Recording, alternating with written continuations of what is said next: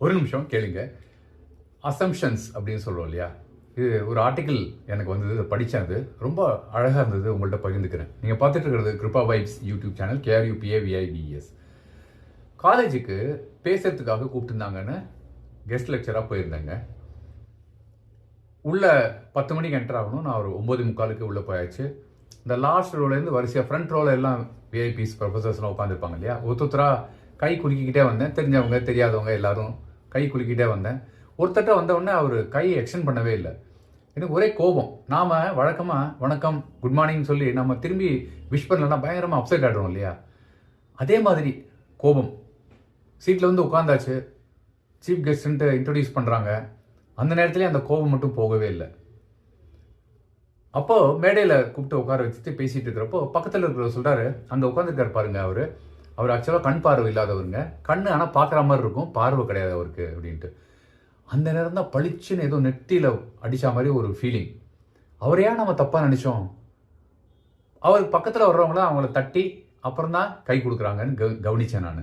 நாம் அதை செய்யாமல் அவர் நம்மளை விஷ் பண்ணலன்ட்டு அவர் மேலே கோச்சிக்கிட்டு இருந்திருக்கோம் இவ்வளோ நேரம். இந்த கோபம் வந்து எவ்வளோ வேஸ்ட்டாக இருந்திருக்கு இல்லையா அப்படின்ட்டு நான் பேச வந்த டாப்பிக்கையே மாற்றிட்டு அசம்ஷன்ஸ், நம்ம மனசுக்குள்ள ஒரு எண்ணத்தை வளர்த்துக்கிட்டு அதனால் நாம் எவ்வளோ பாதிக்கப்படுறோம் அப்படின்னு அந்த டாப்பிக்கை மாற்றி நான் அந்த நாள் பூரா பேசினேன். யாராவது ஒருத்தர் நாம் ஃபோன் பண்ணி அவங்க ஃபோன் எடுக்கலைன்னா, ஆஹா என்னை தவிர்த்துட்டான் அப்படின்னு சொல்கிறோம் இல்லையா? ரெண்டாவது, ஒருத்தர் பணம் வாங்கிட்டு திருப்பி கொடுக்கல அப்படின்னா அவன் ஏமாத்திட்டான் அப்படின்னு மனசில் நினைக்கிறோம் இல்லையா? மூணாவது விஷயம், அவங்க கல்யாணத்துக்கு வீட்டில் நடக்கிற ஃபங்க்ஷனுக்கு உங்களை கூப்பிடலை அப்படின்னா என்னை வந்து அவன் இக்னோர் பண்ணிட்டான் அப்படின்னு இப்படி நாமளே ஒரு யூகத்துக்கு வந்து நம்ம வருத்திக்கிறோம் இல்லையா? இது மாற்று பார்வையை நம்ம பார்க்க ஆரம்பிக்கலாம். த பெனிஃபிட் ஆஃப் டவுட் அப்படிம்பாங்கல்ல, அது அவங்களுக்கு கொடுங்களேன். அவரு விஷ் பண்ணலையா, நம்மளை கவனிச்சிருக்க மாட்டாரு. இப்போ இந்த கேஸில் பாருங்களேன், இவர் கண் பார்வையற்றவருங்கிறது தெரியாமல் நானே இல்லை என்னை பாதிச்சிட்டேன். ஸோ அந்த டாப்பிக்கை இந்த மாதிரி மாற்றி இன்னைக்கு பேசுனா நீங்களும் அதே செஞ்சு பாருங்க.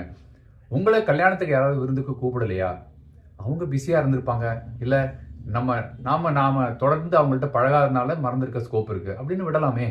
இல்லை அவங்களுக்கு ஆச்சரியம் கொடுக்குற மாதிரி நீங்களே போய் அவங்களுக்கு அங்கே போய் நின்று அந்த விழாவில் பங்கெடுத்துக்கலாம் இல்லையா? தவிர்க்க முடியாத இடமா இருந்ததுன்னா.